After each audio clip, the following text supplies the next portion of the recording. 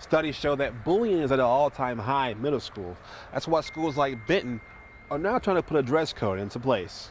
Only 5 football teams in the country have begun the season with 3 of their 4 contests on the road. Needless to say, Tech is excited about returning to their conference bout against UTEP.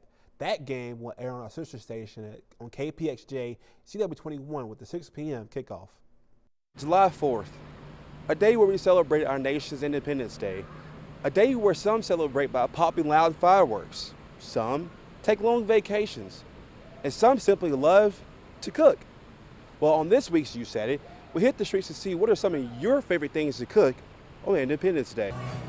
All right, guys, it's summertime, and that means one thing here in Louisiana. It's crawfish season, and it's been a big debate about what is the proper way to eat a crawfish. Well, in this week's You Said It, we're visiting Mud Bud Madness to actually settle the debate. All right, Coach, what's the best way to eat crawfish? Brother, the best way to eat crawfish is just dig in, man, and go after it. I get the tail and I eat the meat and then I suck the head. Best way to eat crawfish is crack the tail, peel it, pinch it off, suck the head. It's just that fast. Get that thumb right in the back end, push it, and eat it. Suck it out. One way not to eat crawfish is on the ground. You break the tail, suck the head, pull the tail off, and then you eat the meat. They tell me you need to break the head off of it and then suck it dry. Every time she jumps off meat, tumbles on the floor, or attempts to do a back handspring, 15-year-old Darby Blanton smiles and keeps practicing. She is laser focused on cheering. It's here that she and her peers have something in common, a huge accomplishment for a child who is differently enabled. Even though she's autistic and she has trouble communicating, she is always happy. She was always, glad to be there. Unable to speak and oftentimes overwhelmed by change, Darby's father said she's free of those limits when pom-poms are in her hands. With one smile, teach us more about love than most people can with the spoken word.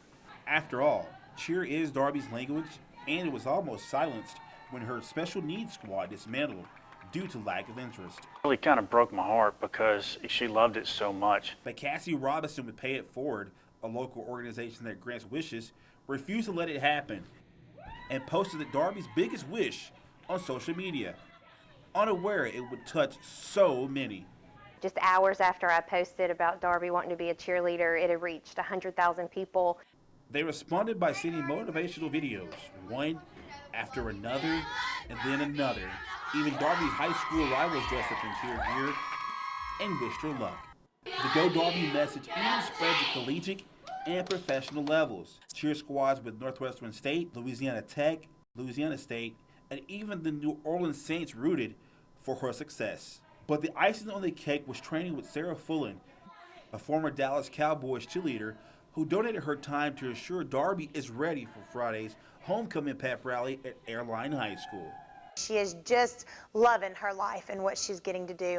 And that's cheering with her classmates on her home turf, Airline High. Even without a voice, Darby's movement speaks volumes. There are no special needs, no special routines, just lots of practice, and Darby loves it. It's so important for the peers of these children that we grant wishes for to see that they're just like every other child. And, if you see them in the cafeteria at school, stop and say hi. It's truly amazing to see God's work just coming alive. Very flattered by all the offers from the universities to let her cheer there. And, but I don't expect we will, be, doing a Darby World Tour anytime soon, but. To the city of New Orleans, the Superdome stands for so much. It's a reminder of what the city went through during the aftermath of Hurricane Katrina, but it's also a symbol of rebirth. For the Saints, it stood for an unrivaled home dome advantage. Before 2014, New Orleans was on an 11-game home win streak. But last night's beating from divisional rival Atlanta was a stark reminder of how things have changed. I don't look at it like that. I just think of it as a team loss. We lost as a team, we all won. I just don't point offense, defense, especially. I don't point. We all lost. We all in this together, so it's a team loss. The Black and Gold have now dropped 11 of their last 15 home games. Head coach Sean Payton called the loss disappointing and frustrating. Worst thing that can happen for us is the game finishes and we don't understand how we lost, and it's our jobs. My job starts with me as coaches to make sure they understand and we correct things that keep us from even having a chance to win a game. It's the second straight week a special teams mistake has yielded 7 points for the opponent. Last night's gaffe happened right when the Saints put up the score and a stop on the first 2 drives of the game. It's a terrible play. A fair catching, the jammer's going down. He's got to avoid the contact. It's 2 mistakes.